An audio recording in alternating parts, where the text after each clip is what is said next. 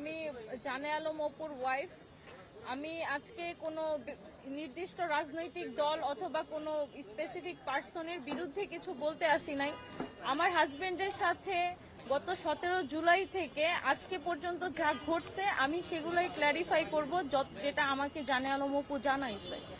এখন আমি প্রথমে আসি 1 তারিখের ঘটনায়। 31 তারিখ রাত 11:30টার পর থেকে 31 তারিখ রাত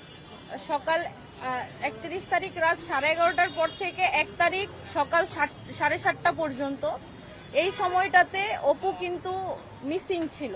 এখন মিসিং ছিল বলতে তাকে রাত 11:30টা বাজে গিয়ে দুইটা বাইকে করে তাকে একটা জায়গায় নিয়ে যাওয়া হয়। সেখানে গতকালকে যে অপুর বিবৃতিটা ভাইরাল হয়েছে, অপু সেখানে তার 35 মিনিটের কথায় অনেক কিছু বলছে।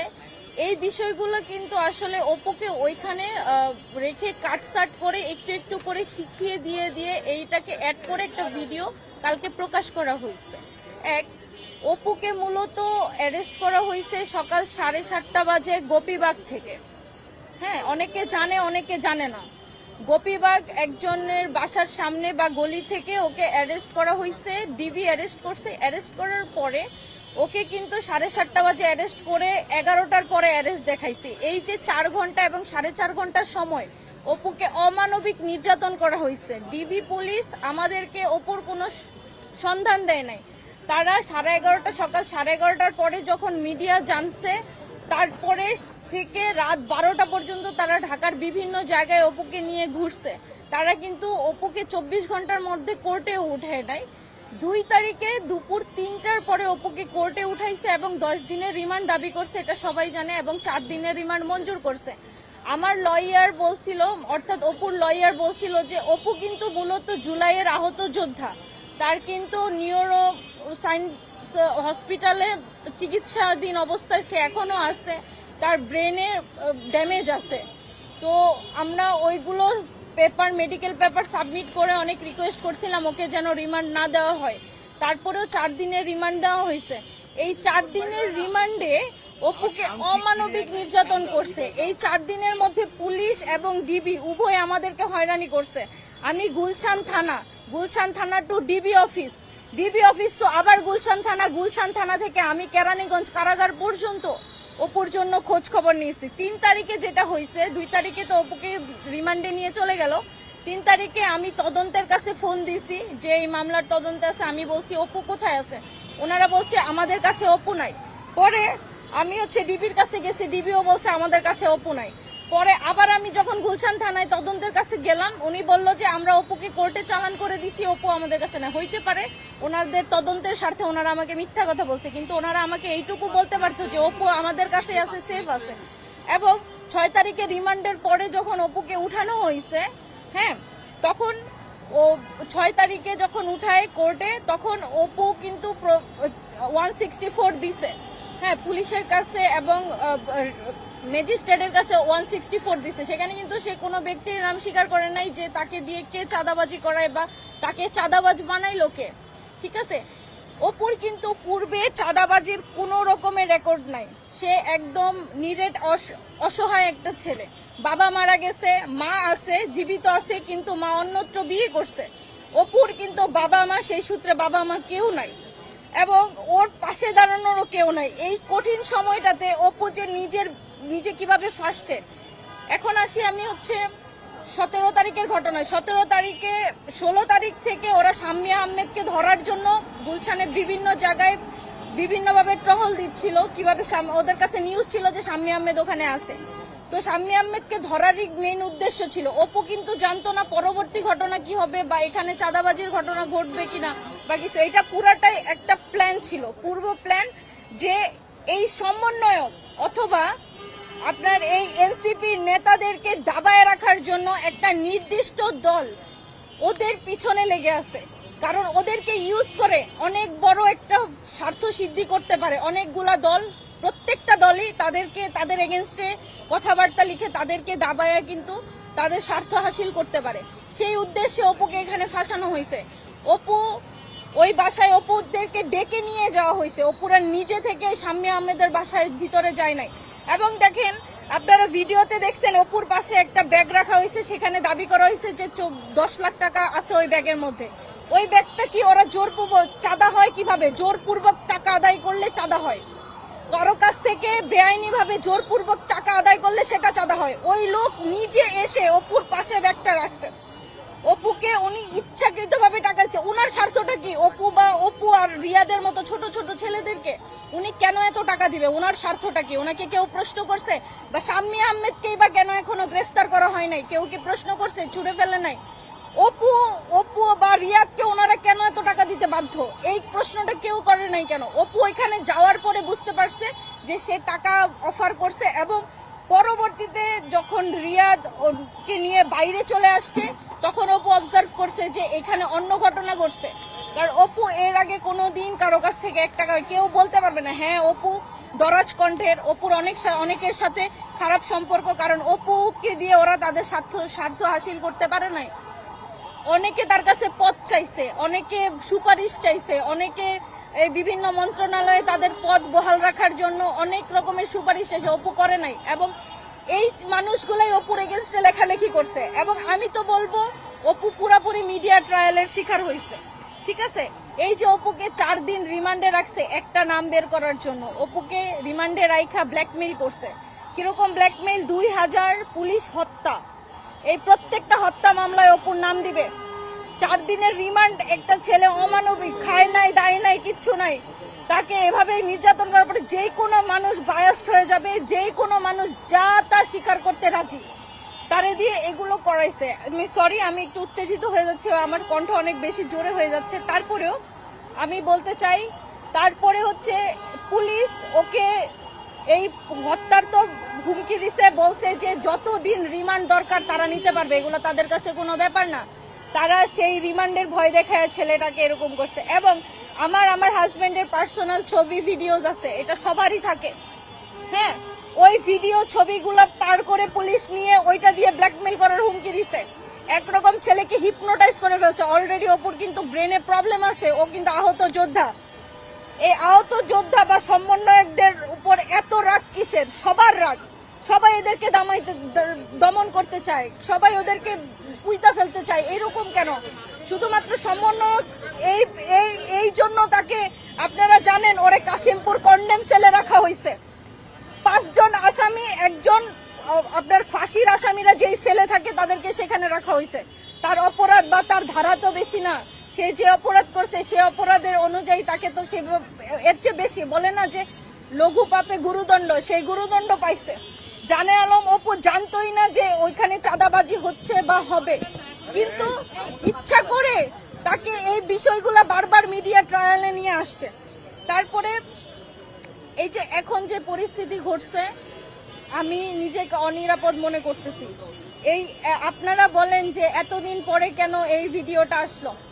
যে ভিডিওটা 1 তারিখ রাত্রে বেলা ধারণ করা হয়েছে, সেটা 14 তারিখে কেন আসলো? 13 তারিখে কেন আসলো? এর পিছনে কার স্বার্থ থাকতে পারে? আপনারাই বের করেন। বাংলাদেশের মানুষ তো এখন বোকা না, সবই বুঝে। হ্যাঁ, ঠিক আছে, আমি মানলাম অপুর দ্বারা একটা ভুল হয়ে গেছে, সে বুঝে নাই, তার জন্য আমি সবার কাছে ক্ষমা প্রার্থী। তো আমার আসলে এর বেশি কিছু বলার নাই, কারণ আমাকে অপু যা তথ্য দিছে আমি সেগুলোই আপনাদের সামনে বললাম। অপুর সাথে 8 তারিখে আমার দেখা হয়েছিল জেলখানায়, কাশিমপুর কারাগারে। তখন আমাকে অপু এই তথ্যগুলো দেয় যে আমাকে এরকম উঠায় নিয়ে যায় একটা বড়সড় ভিডিও বানানো হয়েছে, এটা যে কোনো সময় বের করতে পারে। যদি বের করে, তোমার যদি সম্ভব হয় তাহলে আমাকে নিয়ে কিছু একটা বইলো বা কাউকে খোঁজার চেষ্টা করো। এখন অপুকে অ্যারেস্ট করার পরে বা হচ্ছে এই ঘটনাটা পাবলিশড হওয়ার পরে অপুর দল, ও যেই দলের কর্মী, সেই দল থেকে পুরাপুরিভাবে ওকে বহিষ্কার করে দেওয়া হয়েছে। আমার সাথে কেউ যোগাযোগ করে নাই। আমি দেখছি কি অন্যান্য দল যেমন আওয়ামী লীগ, বিএনপি, ওদের নেতা কর্মীরা বিপদে পড়লে ওদের বড় বড় নেতা, বড় ভাই ব্রাদাররা কি করে, যেই কোনোভাবে ওদেরকে সেভ করার চেষ্টা করে। কিন্তু এনসিপি যেটা করছে, ওকে একেবারে বৈষম্য বিরোধী ছাত্র আন্দোলনের কমিটি থেকে শুরু করে গ্রিন ইউনিভার্সিটিতে যে সে পড়াশোনা করে সেই ভার্সিটি থেকে পর্যন্ত ছেলেটাকে বহিষ্কার করে দেওয়া হয়েছে। তার তো কিছু নাই, তার পাশে দাঁড়ানোর বদলে তারা তার পাশ ছেড়ে চলে গেছে। এখন আমি নিজেও জানি না আমি কিভাবে এই জায়গায় আসলাম। এখন যখন ওই ভিডিওটা ভাইরাল হয়েছে তখন হচ্ছে গিয়ে তারা আমাকে খোঁজা শুরু করছে। এর আগে কিন্তু অপু কোনো আইনি সহায়তার জন্য কেউ আমার সাথে যোগাযোগ করে নাই। অপু কেমন আছে, কোথায় আছে, এটা জিজ্ঞেসও আমাকে কেউ করে না। এটা তাদের কাছে কোনো ব্যাপার না, কিন্তু স্বার্থে বা সবাই দূরে সরে যায়, স্বার্থে আবার সবাই কাছে আসে। ঠিক আছে, কিন্তু আমি সবার কাছে বলবো অপু কোনোদিন চাঁদাবাজ ছিল না, অপু চাঁদাবাজি করে নাই, অপুকে দিয়ে কেউ চাঁদাবাজি করায়ও নাই। ঠিক আছে, অপু পুরাপুরি একটা মিসআন্ডারস্ট্যান্ডিং মিসম্যাচের মধ্যে ঢুকে গেছে। আমি সকলের উদ্দেশ্যে বলবো, এই মিডিয়ার মাধ্যমে সবার কাছে পৌঁছে দিতে যাব যে ছেলেটা একেবারেই অসহায়। আপনারা ওকে ভুল বুঝছেন না, আপনারা ওর প্রথম জীবনের প্রথম ভুল মনে করে হইলেও আপনারা ক্ষমা করে দেন। আমি অপুর জায়গা থেকে আমি অপুর হয়ে ক্ষমা চাইতেছি আপনাদের কাছে। আচ্ছা আপু, আপনার ব্যানারে তো নির্দিষ্ট দলের কথা বললেন না? জি কারা? ইশরাক না, আমি আমার ব্যানারে তো ইশরাকের প্রত্যেকেই জানে আলমের নির্যাতনের কথা বলা হয়েছে। এটা হচ্ছে গিয়ে আপনারা বিভিন্ন ছবি টবি দেখছেন। এখন অপুকে যে 31 তারিখ রাত 11:30 থেকে 1 তারিখ সকাল 7টা পর্যন্ত ওকে কে আটকায় রাখছে, ওকে দিয়ে কে দফায় দফায় এরকম ভাবে একটু একটু করে ভিডিও রেকর্ড করছে। ভিডিও রেকর্ডে কিন্তু বোঝাই যাচ্ছে সামনে একজন বসে আছে। লাস্টের বা মাঝে 14-15 মিনিটের পরে, 35 মিনিটের ভিডিওটার কথা বলছি, 14-15 মিনিটের পরে বা লাস্টের দিকে দেখবেন অপুকে কেউ প্রশ্ন করতেছে, যেমন সাংবাদিকরা আমাকে প্রশ্ন করতেছে এরকম। তো ওকেও এরকম কেউ বসায় রাখা এই ভিডিওটা ধারণ করছে। অপু ওখানে বলছে যে প্রথম যে ভিডিওটা ছাড়ে তার ক্যাপশনে দেখলাম এরকম বলা যে অপু ভিডিওটা করে কোনো বন্ধুর কাছে দিয়ে গেছে। হ্যাঁ, তো অপুর এই বন্ধুটা কে? অপুর এই ভিডিওটা সর্বপ্রথম কার পেজ থেকে আপলোড করা হয়েছে এটা আপনারা বের করেন। অপু কোনো বন্ধুর কাছে কোনো ভিডিও বানায় দিয়ে যায় নাই। অপু এই ঘটনা ফ্লাশ হওয়ার পরে নিজেই বলছিল যে আমি গ্রেফতার হই নাই এবং আমাকে একটু সময় দেন, আমি মানসিক চাপের মধ্যে আছি, আমি আপনাদের কাছে বিস্তারিত সব বলবো।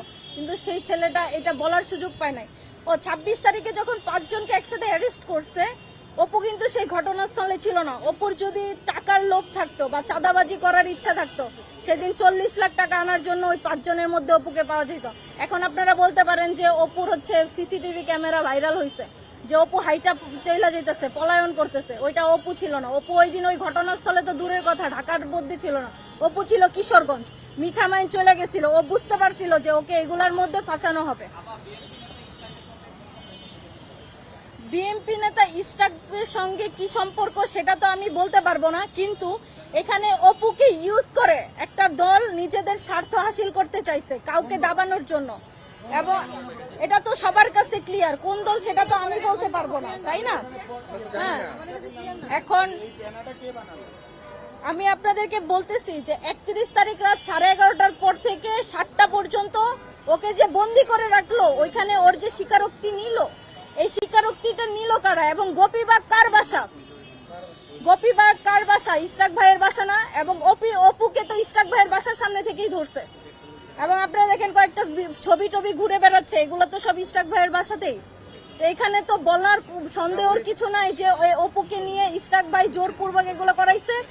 এবং যেই ধারণা সেটা হচ্ছে যে অপুকে উনি হয়তোবা আইনি সহায়তা দেওয়ার কথা বলছিল, যে তুমি আমাকে শুধু একটা নাম বলবা, তোমার নাম একটা নাম বলবা, যে কোনো উপদেষ্টার একটা নাম বলবা, হয়তোবা আসিফ নয়তো নাহিদ, কারো একটা নাম বলবা যে এরা তোমাদেরকে দিয়ে চাঁদাবাজি করায়, তাইলেই হবে। তোমার যত রকমের হেল্প লাগে আমরা তোমাকে করবো।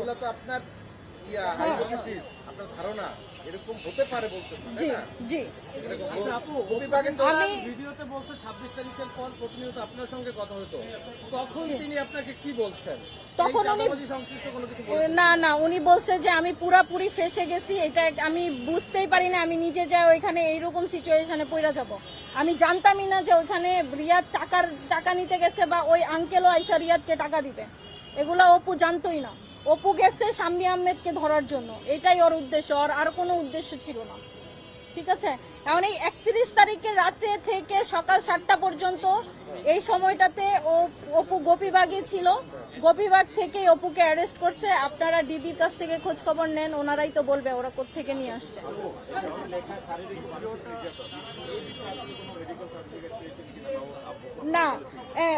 পয়েন্ট ভাইয়া, এই যে রিমান্ডে নিছে, আমরা জানি রিমান্ডের পরে কোর্টে উঠানোর পর একটা মেডিকেল রিপোর্ট জমা দিতে হয়। অপুর জন্য পুলিশ কোনো মেডিকেল রিপোর্ট জমা দেয় নাই। আমরা আবেদন করছিলাম মেডিকেল করার জন্য, সেটাও গ্র্যান্ট করে নাই। এই হচ্ছে অবস্থা। অপুকে মেরে রক্তাক্ত করে ফেলছে, ছেলেটা ঠিকমতো দাঁড়াইতে পারে না। হসপিটালেও কালকেও হচ্ছে 10 মিনিটের ফোন কল থাকে প্রত্যেক আসামির জন্য সপ্তাহে একবার। অপু আমাকে গতকালকে ফোন দিছিল, বলল সকালবেলা মেডিকেল টিম তার চিকিৎসা করে গেছে, তাকে মেডিসিন দিয়ে গেছে। তো তার অবস্থা খুব একটা ভালো নয়, আমি এটা বলতে পারি আর কি। তাকে নির্যাতন করা হয়েছে সেটা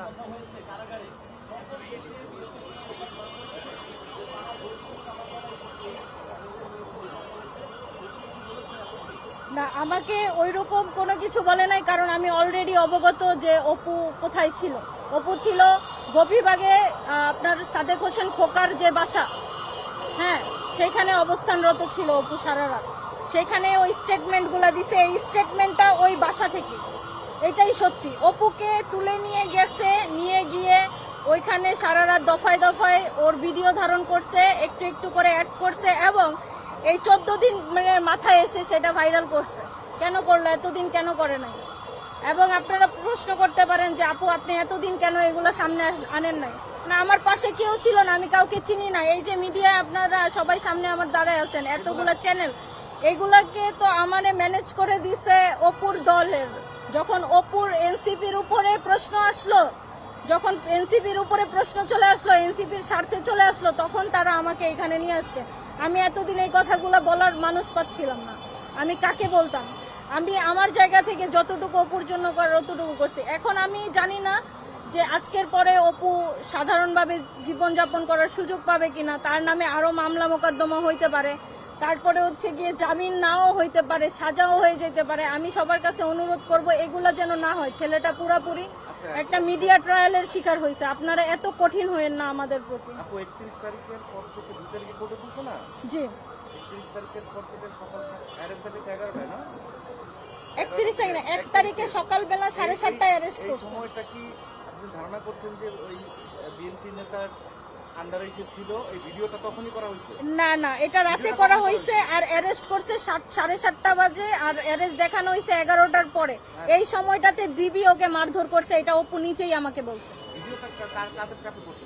পুলিশ বা না, এটা হচ্ছে গিয়ে ওই যারা ওকে তুলে নিয়ে গেছে রাত্রেবেলায়, তাদের চাপেই সে এটা করছে। হ্যাঁ, নাম তো আমি তো সেটাই বলতেছি যে সেটা ইশরাক ভাইয়ের বাসা। ইশরাক ভাইয়ের বাসায় তো ইশরাক ভাই থাকবে, কে থাকবে? ইশরাক ভাইয়ের লোকজন হ্যাঁ, ওই ইশরাক ভাইয়ের লোকজনই তাকে তুলে নিয়ে গেছে। ইশরাক ভাইয়ের বাসায় ছিল, এবং ইশরাক ভাই ডিবি পুলিশের কাছে নিউজ দিয়ে ওদেরকে ধরা গেছে। কারণ রিমান্ডে নিয়ে অপুর মুখ থেকে বারবার এই আসিফ মাহমুদ, সজীব ভুইয়া নামটা আর নাহিদ ইসলাম নামটা তারা শুনতে চাইছে, যে তোমাদের পিছনে এই দুইজন আছে, যেই কোনো একজনের নাম তোমাকে স্বীকার করতে হবে। সে কিন্তু 164-এ কোথাও এই দুইজন উপদেষ্টার কারো নাম সে বলে না। হ্যাঁ, আমার নাম আনিশা।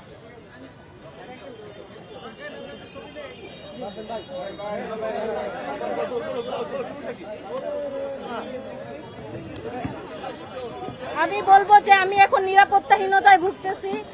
আমার নিরাপত্তা এনশিওর করেন, জানি না পরবর্তীতে। হ্যাঁ, আমার নিরাপত্তার জন্য আমি খুব চিন্তিত। আমার কেউ নাই ভাই, আমার হাজবেন্ডার জেলে, আমাকে দেখে রাখারও কেউ নাই।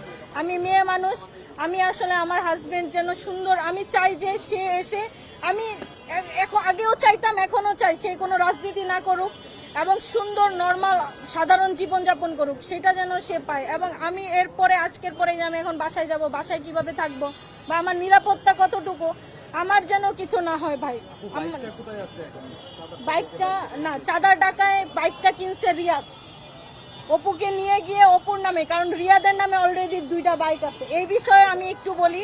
অপু আমি জিজ্ঞেস করছিলাম বাইকের কথা, ও বলছে যে রিয়াদ 3,07,000 টাকা দিয়ে একটা বাইক কিনছে, কিনার পরে এই বাইকটা কিনছে অপুর নামে। বললাম তুমি কি এতই বোকা যে ওই একটা বাইক তোমাকে কিনা দিবে? মানুষকে 2 পয়সার পানি খাওয়ায় না, তোমার একটা বাইক কিনা দিল, তুমি কিছু না বললা না? বলে কি যে ওর নামে অলরেডি 2টা বাইক আছে, এখন যদি আরেকটা কিনে ওর ট্যাক্স বেশি দেওয়া লাগতে পারে। এই জন্য ও অপুকে এই বাইকটা কিনে, কারণ ওরে নিয়ে ঘুরবে। অপু তখন এত কিছু ভাবেই নেই। মূলত এই বাইক কেনার পরে ওই আসল ঘটনা বুঝতে পারছে যে এখানে ওই চাঁদাবাজির মধ্যে জড়ায় গেছে, বুঝতে পারছেন। অপু কিন্তু কোনো দিন কেউ বলতে পারবে না যে অপু কারো 2 টাকা মাইরা খাইছে, বা এই জুলাই আন্দোলনের পরে সে বিভিন্ন পদে নিযুক্ত হয়েছে, আচ্ছা ওকে, আমরা কোনোদিন ওর পদ ব্যবহার করে কারো থেকে 2 পয়সা খায় নাই, বুঝতে পারছেন। ঠিক আছে, বলছে তো এবং আপনারা খোঁজ নিয়ে দেখেন এই ছেলেটা, হ্যাঁ নিরাপত্তা তো এই ছেলেটা কিন্তু ভার্সিটির ফিও দিতে পারে না, পড়াশোনা করতে পারে না টাকার জন্য।